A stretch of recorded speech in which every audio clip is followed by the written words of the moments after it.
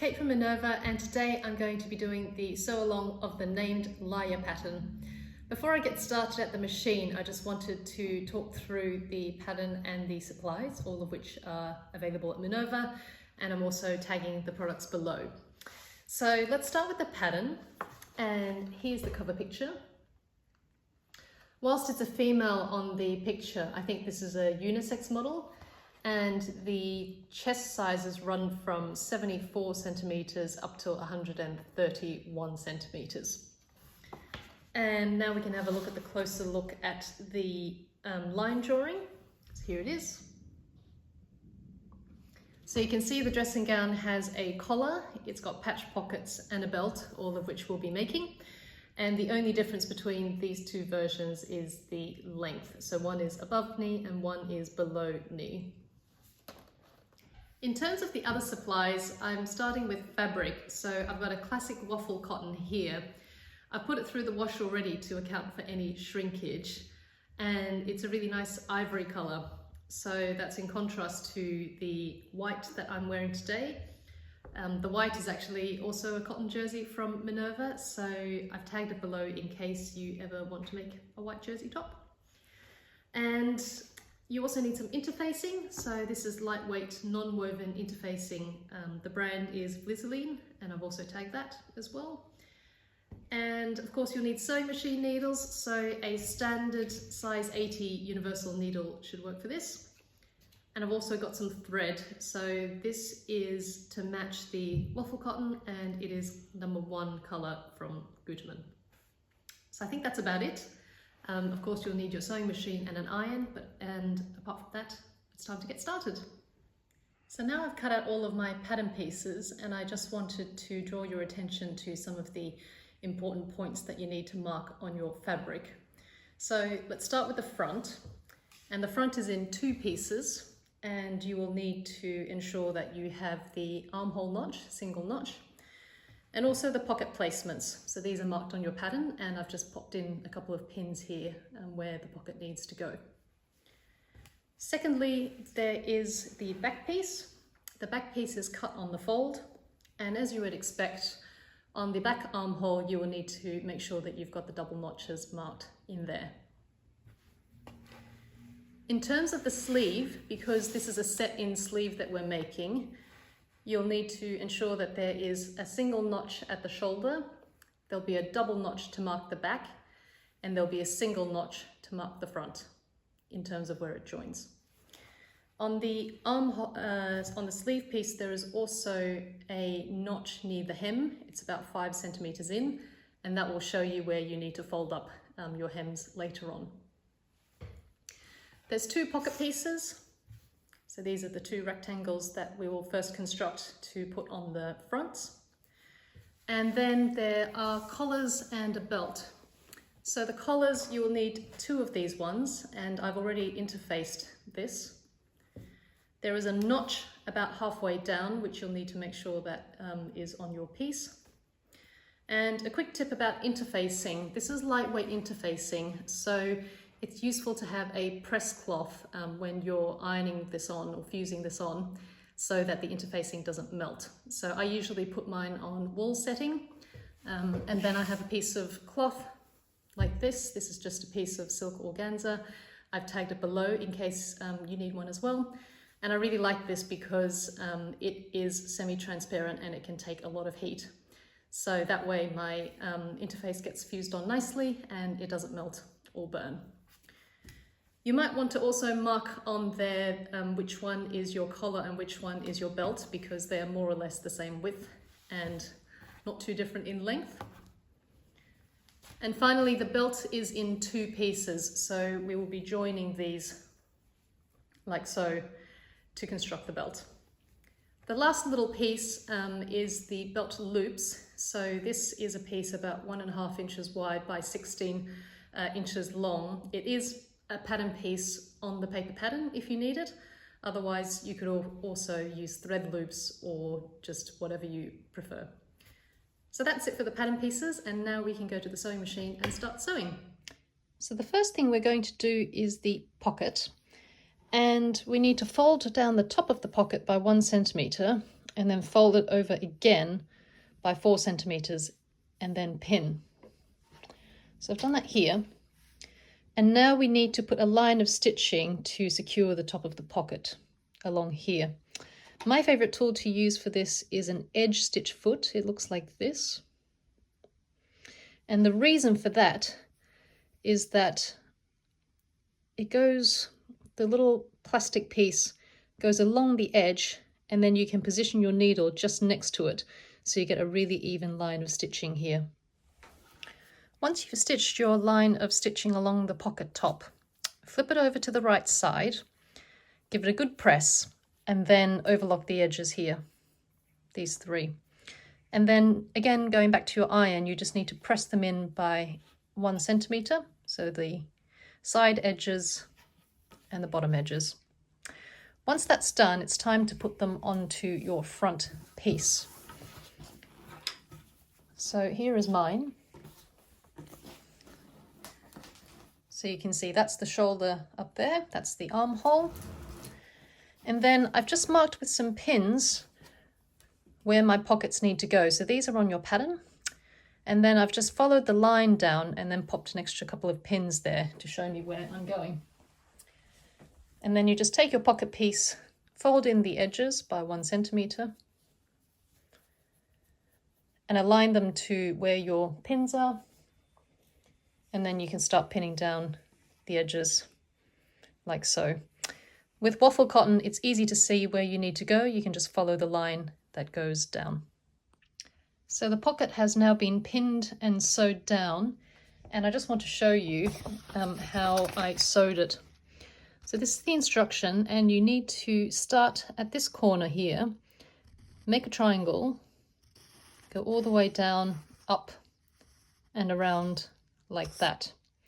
The reason is that you want to reinforce these corners for when you put things in and out of the pocket. You don't want the stitches to come out, so it's nice to have a reinforcement there. So once that's done, we can now go ahead and overlock the shoulder seams. So here's one. So overlock the shoulder seams of the front and of the back.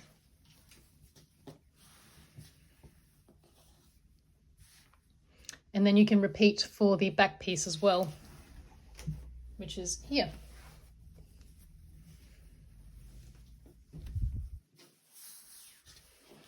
So that's the back neckline, and here's the shoulder seams. You might find that because this is waffle cotton and quite stretchy, you might get a little bit of a waving on your overlock, but that's nothing that a little press on the iron can't fix. Moving along now, we're going to join the shoulder seams. So this is the back piece with the right side facing up. If you're using a fabric with a distinct front and back, on this cotton it doesn't really matter.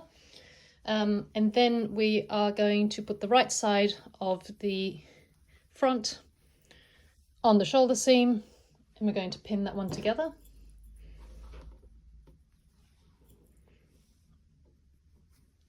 And then we're also going to do the other shoulder at the same time.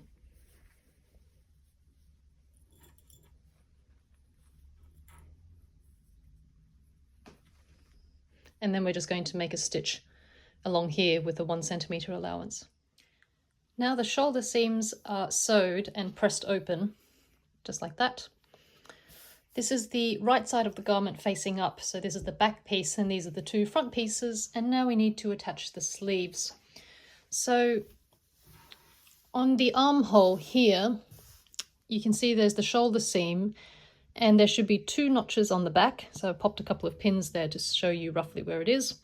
And there's another one here, which is a single notch. So you need to find your corresponding sleeve piece. So again, I've put in 2 pins here where there's a double notch and 1 near here where there's a single. And you need to match the top notch with the shoulder seam and these 2 notches with the 2 notches on the back. And then we're going to sew that together and repeat on the other side. So here's the neckline with the sleeve attached to it over here. You can see where the pins are, where the double notch was at the back. So all I've done is sewed in the sleeve and then overlocked the edges together. So now we can turn our attention to the belt loops, and there is a pattern piece included for this. So all you need to do with a belt loop is to fold in the long edges into the middle and then fold it over again. And then you end up with a strip like this. Now, for a different kind of accent, you could, instead of using the waffle cotton for the belt loops, you could choose, for example, a bit of ribbon. Minerva has a nice selection of those, again, just to give it something different. In my case, I've done it as per the pattern for this tutorial. So I've made the loop, stitched it together at the ends, and then cut it in half. And now I've just folded it over and sewed it down with a 1/2 centimetre seam allowance, just to hold it in place at the side here. In terms of positioning, you can do what you like. This might be a good time to just pop the dressing gown on over your shoulders if you are able. And then I've just placed mine approximately halfway between the underarm and the pocket, but again, that's up to you. I haven't overlapped the belt loops ends because I think this is quite bulky already, but I don't think it matters at the end of the day. The loop can go up, it can go down, and whatever direction you want. Now that you've put your sleeves and your belt loops in, you should be able to close up the armholes and the side seams and have something that looks like a real dressing gown. So I'm just going to move this so you can see. This is the neckline and we still have yet to put the collars on. But for now, you can also pin the seams of the arm sleeve piece to close them up. And then also the rest of the side seam along here. This is a part I like to do now rather than later because it just stops all those big pieces from flapping about. If I open it up to the right side, you'll see that this is the front and there's a little belt loop there as well. Okay, so when you sew this side seam together, make sure you don't catch the big loop of the belt. What I mean is that when you sew, the belt loop is here, so you want to catch just the edge here at the one with the 1 centimetre allowance. Make sure you don't sew any more over the big belt loop. So on the collar, you're going to cut 2 of the same pattern piece, and one will go on the right and one will go on the left. So we're going to join these 2 pieces together to get one long piece like I've done here. But you also need to pay attention to which short end you're actually joining because there's notches to help you join it to the front. So this is the center back seam where you join. You can see it here on the diagram. And there are shoulder notches about 10 centimeters or so down. And then a lot further down as well, there are notches below the waistline, which will help you join it to the front. So once you've sewn it together, now we are going to pin it to the main dressing gown. So when you pin the collar onto the dressing gown, you need to be pinning it right sides together. So this is the right side out of the dressing gown. This is my center back. And this is my shoulder seam, you can see here. And I've pinned all the way down to the end. And the reason I want to pin it before I hem the bottom, which is what the instructions tell you to do, is because I want to check the distance between the end of the collar and the end of the main body. You want there to be exactly 4 centimeters between the raw edge here and the collar raw edge. And the reason for that is because of the way that it's finished. So imagine that we're going to fold over the hem by 1 centimeter, and then we're going to fold it over again by 4 centimeters. I'll just pop a pin in here so you can see what I mean. And then you want there to be about 1 centimeter of overlap from the collar. And the reason for that is because if you imagine that we're also going to close off that seam allowance, of course, and the finished collar will be like this, you want the collar and the hem, of course, to be even along here. So if you haven't cut correctly, you will need to make sure that you give it a trim. So you can either trim the bottom piece, of course, or you can trim the collar piece, whatever suits you. So now that we've checked that this is the correct length, we can go through and hem this first before we stitch on the collar. So again, just working from the right side, we just need to fold over by 1 centimetre and then again by 4 centimetres, and then place a line of stitching all the way along here. I find that pressing on waffle cotton doesn't work particularly well all the time, so it's useful to have a lot of pins handy to hold it down before you stitch.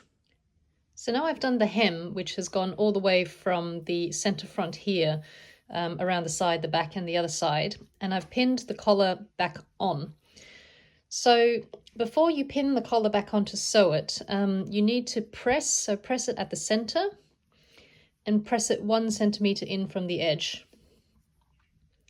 Now I said before that the waffle cotton doesn't hold pressing very well, but you can still see the lines on the interfacing, which is helpful.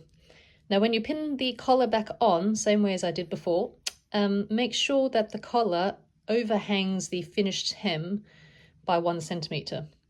And now we're going to go ahead and stitch with a 1 centimetre allowance from the edge of the raw hem, starting there, all the way up and around. Okay, so the collar piece is now attached to the centre front. There's my finished hem here, and there's an overhang of 1 centimetre underneath the hem. Now we are going to join the ends of these, the short ends together, and what we're going to do is to fold the collar back on itself, right sides together, and we are going to make a line of stitching along here. So when you fold, you can see that the end of the collar, this raw edge, is sticking out by about 1 centimetre. And the line of stitching we're going to do is from here to close up the end. And then we're going to turn it out to the right side. So that's the line of stitching made here, and I didn't go into the raw edge that's hanging over here. And now we're just going to turn the collar over to the right side. So I'm going to flip this inside out, like so. And when I turn it around, you'll see that this is really nicely finished. Now what we need to do is to secure the inside of the collar to the inside of the garment. So this is a raw edge at the moment. And what we're going to do is, using this crease line of 1 centimetre that I made before, I'm going to fold it over, pin it down, and stitch. So this is working from the wrong side of the garment, and this is the collar, and you just need to tuck it under and pin it. And you do the same with the ends. You just need to fold this raw edge underneath and tuck it in like this. It's a rough idea. Now, the thing is, when you want to stitch this down, you want to stitch it down from the right side so that you can stitch in the ditch. And you need to make sure that you're actually catching it from the lower side, the wrong side. So it's actually better to take your pin and pin it in the ditch and making sure that this is in the position that you want it. So for me, this is a little bit too far away from the raw edge, so I need to repin that.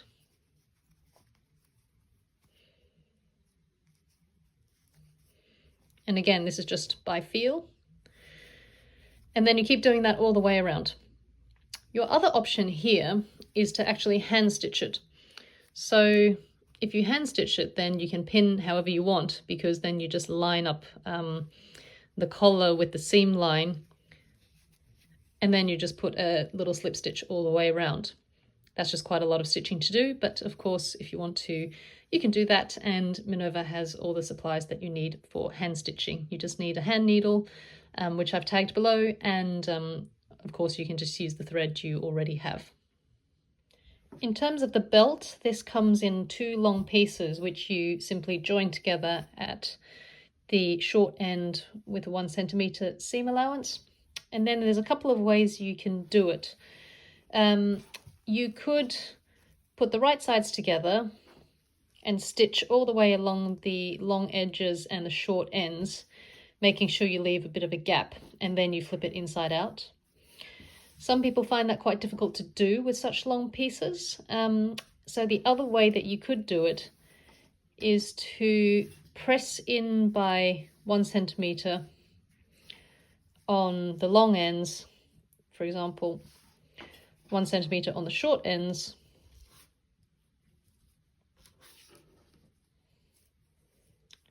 and on the other corresponding long edge. And then simply fold it in half right sides together, making sure all those raw edges are tucked in, and then sewing all around. So it's really up to you what you would like to do. So in this case, I've actually gone for folding it right sides together and then stitching along the outside. And on the short ends, I've also just snipped my corners here to avoid bulk. And I've left a gap here, so all that's left to do is to turn out. And the reason I didn't go for the second method is because I find that the waffle cotton doesn't hold the pressing very well, so it makes it quite difficult to stitch neatly in a sandwich like that. So you just need to turn it out. This might take a little while because the pieces are long, so it's just a manual process. After you finish the belt, the last thing to do on your dressing gown is to hem the sleeve. So there's a couple of options. I think I'm going to overlock around the raw edges and then fold up. Alternatively, you could also fold in and then fold again, so just a double fold hem. If you haven't lost your notches, you should be able to see one about 4 or 5 centimeters up to indicate your fold. Otherwise, just go back and check your pattern to see where that is. Okay, and now the final finishing touches.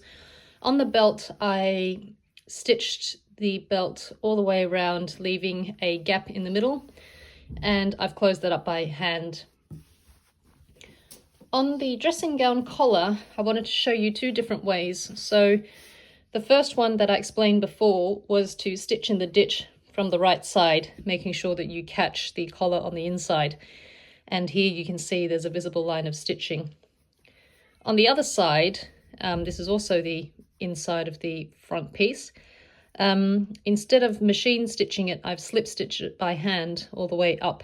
So the difference here is that you can't see a visible line of stitching. Now this is the inside of the collar, so either way is going to be absolutely fine. It will be up to you to determine what works best. And finally, on the sleeve, just to hem the sleeve, it's a very simple single fold hem. I have overlocked all the way around the edges, and then I've folded it over at the notches and then placed a single line of stitching around to secure it. So this is the finished dressing gown. I'm really pleased with it. I think it looks very classic in this waffle cotton and in this style. I hope the video has been useful to you, and if you have any questions at all about the construction process, then feel free to leave your question in the comments box and we will come back to you.